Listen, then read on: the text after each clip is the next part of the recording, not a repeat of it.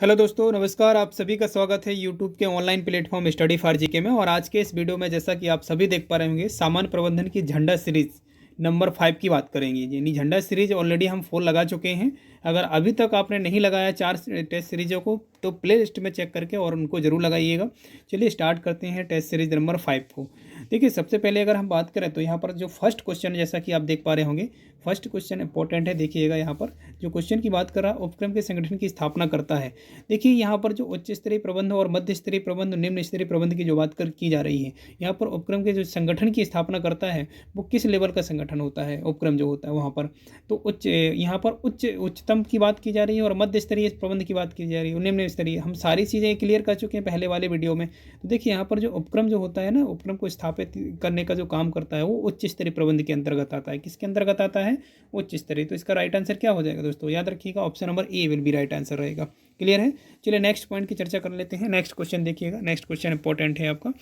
देखिए, next question की बात कर रहे हैं यहाँ पर। नेक्स्ट जो क्वेश्चन है आपका, संगठन प्रक्रिया में निहित है। संगठन प्रक्रिया में क्या निहित है?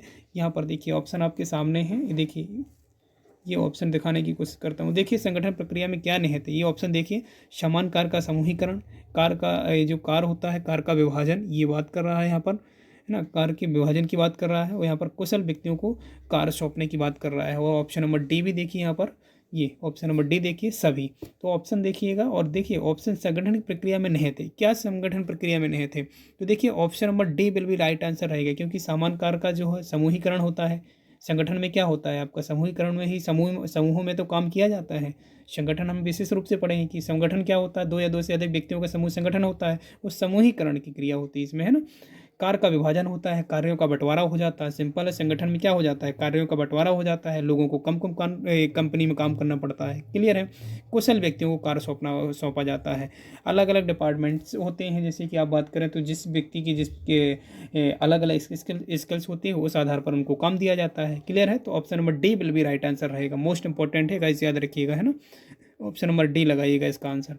चलिए नेक्स्ट क्वेश्चन की बात कर लेते हैं। नेक्स्ट देखिएगा आपका, नेक्स्ट क्वेश्चन है आपसे पूछा जा रहा है यहाँ पर। देखिए क्वेश्चन नंबर 3, ये अब पूछा जा रहा है आपसे, कर्मचारियों की स्वेच्छा पर निर्भर करता है। कर्मचारियों की स्वेच्छा पर क्या निर्भर करता है? ये ऑप्शन देखिए आप सभी लोग।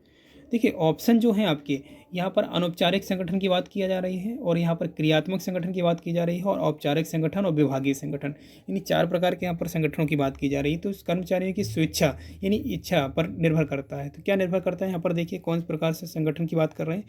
देखिए, अगर हम बात करें तो ऑप्शन नंबर ए इसका राइट आंसर रहेगा। क्योंकि किसकी बात कर रहा है यहाँ पर? ऑप्शन नंबर ए में अनौपचारिक की बात कर रहा है। तो अनौपचारिक क्या होता है? कर्मचारियों की स्वेच्छा पर निर्भर करता है। सिंपल सी बात है, आपको याद रखना है।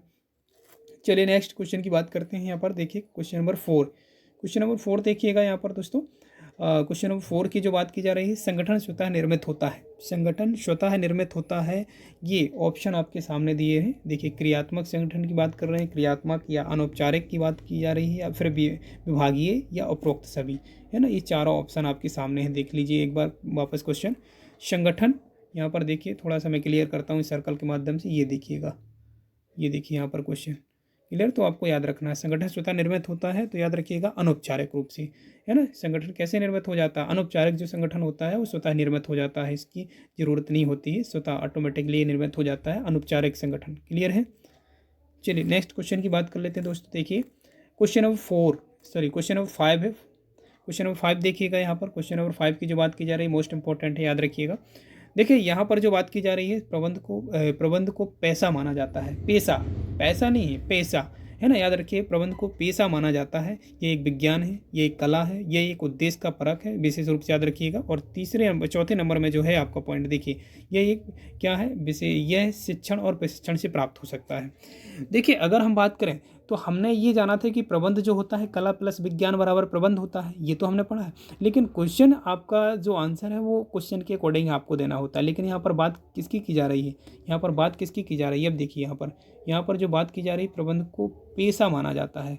यहाँ पर ये नहीं पूछा जाता कि प्रबंध है क्या, ये नहीं पूछा जा रहा है। प्रबंध को पेशा माना जाता, तो इनमें से ऑप्शन आपको क्लिक करके आंसर देना रहेगा दोस्तों। याद रखिएगा, इनमें से ऑप्शन क्लिक करिए। देखिए यहाँ पर जो ऑप्शन आपके दिए गए, इन्हीं में से आपको क्लिक करना रहेगा, क्योंकि प्रबंध तो हम सभी जानते हैं कि प्रबंध इक्वल टू क्या होता है? कला प्लस विज्ञान होता है।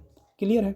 लेकिन यहाँ प्रबंध को पेशा माना जाता है, ये पॉइंट मोस्ट याद रखना है आपको। देखिए इसकी अगर हम बात करें तो याद रखिएगा, इसके राइट आंसर की अगर हम बात करें तो या इसका राइट आंसर क्या हो जाएगा, विशेष रूप से याद रखना है आपको, option number D will be right answer रहेगा। इसका ऑप्शन नंबर क्या हो जाएगा, option number D will be right answer हो जाएगा। क्यों हो जाएगा, इसके लिए विशेष रूप से इसलिए याद रखना है क्योंकि देखिए प्रबंध को एक पेशा माना जाता है, यह एक विज्ञान नहीं है, यहाँ पर पेशा की बात की जा रही है, याद रखिए, है ना। तो विशेष रूप से क्यों, देखिए यहाँ पर डी क्यों माना जाएगा, क्योंकि ये शिक्षण और प्रशिक्षण से प्राप्त हो सकता है। प्रबंध जो होता है शिक्षण और प्रशिक्षण से प्राप्त हो सकता है। तो option number D right answer रह जाएगा दोस्तों। क्लियर है।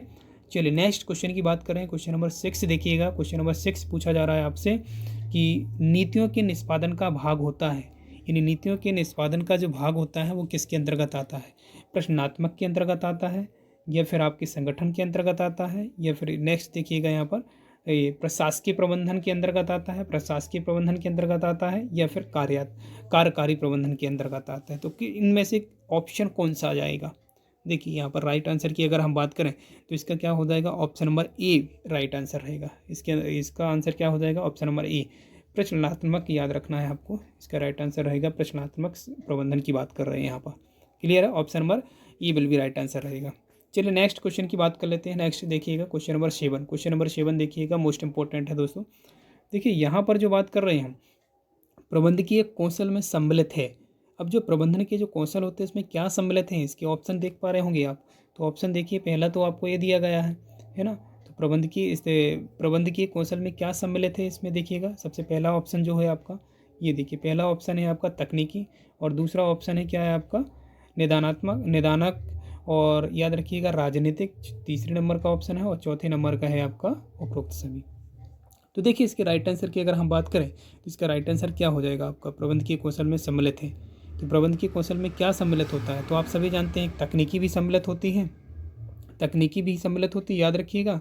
और इसके अलावा आपका क्या होता है, ये तकनीकी, और तकनीकी के अलावा हम बात करें तो यहाँ पर याद रखना है आपको, देखिए तकनीकी, और तकनीकी के अलावा क्या हो जाएगा आपका निदानात्मक, और इसके अलावा राजनीतिक, यानी उपरोक्त सभी इसका राइट आंसर हो जाएगा दोस्तों। याद रखिएगा क्या हो जाएगा, option number D will be right answer, यानी तीनों के तीनों ऑप्शन राइट रहेंगे। क्लियर है। चलिए नेक्स्ट क्वेश्चन की बात कर लेते हैं। नेक्स्ट देखिएगा क्वेश्चन नंबर 8 देखिए।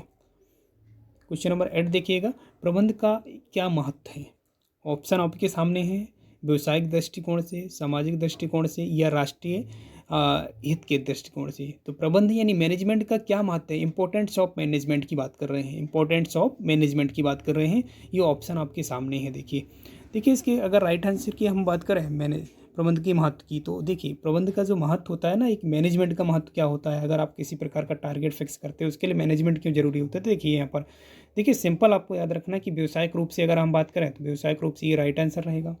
इसके अलावा हम बात करें तो सामाजिक रूप से भी बेनिफिशियल होता है, विशेष रूप से मैनेजमेंट, और इसके अलावा राष्ट्रीय हित के लिए भी मैनेजमेंट काफ़ी इंपॉर्टेंट होता है। तो याद रखिएगा ऑप्शन ये आपके तीनों के तीनों राइट हो जाएंगे, यानी ऑप्शन नंबर डी विल भी राइट आंसर रहेगा। इसका क्या हो जाएगा, option number D right answer है। क्लियर है, तो ये ऑप्शन आप लगाइएगा।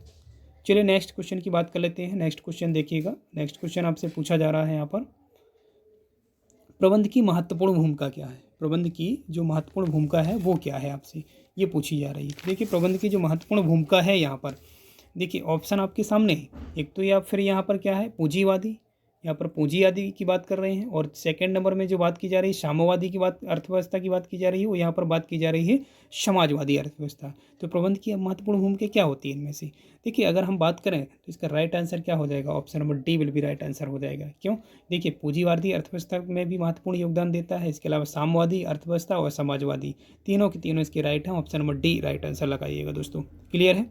चलिए नेक्स्ट क्वेश्चन की बात कर लेते हैं। इस वीडियो का लास्ट क्वेश्चन था, इस वीडियो में ज़्यादा क्वेश्चन नहीं रखा था हमने, 10 क्वेश्चन था, लेकिन एग्जाम ओरिएंटेड क्वेश्चन है सारे के सारे। एक बार वापस वीडियो को जरूर देखिएगा और शेयर जरूर कीजिएगा। अगर आपने चैनल अभी तक सब्सक्राइब नहीं किया तो चैनल को सब्सक्राइब करें, साथ ही में बेल आइकन को जरूर ऑन करिए, जिससे हमारे आने वाले सभी वीडियो का नोटिफिकेशन मिलता रहे। चलिए देखिए 10 क्वेश्चन देखिए यहाँ पर, राष्ट्रीय दृष्टिकोण से प्रबंध की महत्व का अंग क्या है।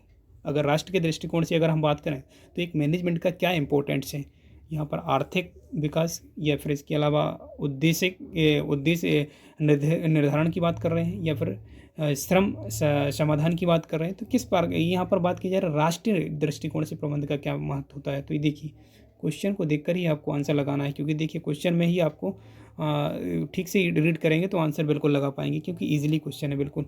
चलिए देखिए यहाँ पर सारे ऑप्शन दिखा देता हूँ एक बार मैं। आर्थिक विकास, उद्देश्य निर्धारण, श्रम समाधान और चौथा देखिएगा डी नंबर, इनमें से कोई नहीं।